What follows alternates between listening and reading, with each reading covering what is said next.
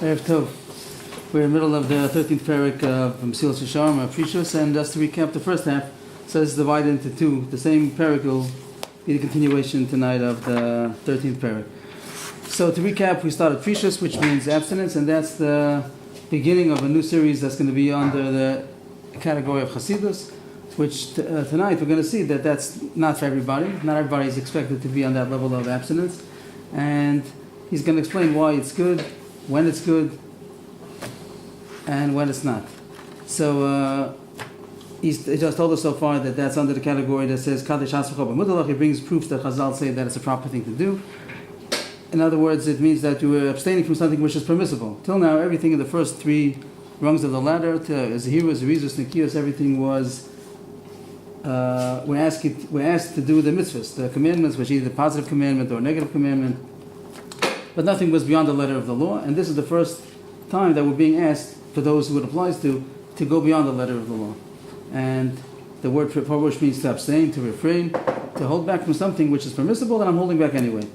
And he delineated that there's the Isser itself, the Isser, what the Torah says that it's Isser, and then Chazal made a get, that they made a fence in order to, as a precaution, to stay away from the Isser. And then there's a individual, a person on his own, is going to stay away from, personally, for him is good to refrain from in order not to come to the Isser.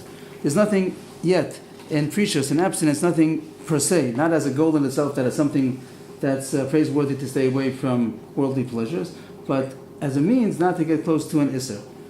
Again, the Agdara, the definition of why abstinence has a place is because it's a precaution not to come to do an actual Isser. It's like someone's on the curb, it's a highway, and fast-running road, and officially he's allowed to go till the curb, but as a precaution he takes a step back.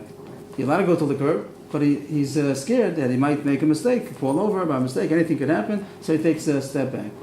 So the Chachamim made fences. Right, and now so this is even further. Even further, right. Once the Chachamim made the fence, so then everyone has to keep it. He can't say it doesn't apply to me. And then there's something that a person on his own, something that he feels is going to bring him closer to an Avera, he's supposed to stay away. If he knows for sure that it's going to bring him to an Avera, then it's not a Precious, then it's not a big Dagar abstinence. If somebody knows that a certain permissible thing is automatically going to bring him to do an Avera, so everyone has to stay away, because he knows he's going to fall. But this is talking about something where he's taking an extra step back, that it's not evident that he's going to fall, but he's taking a precaution, and that's not fair. That's not expected of everybody. It's considered beyond the letter of the law.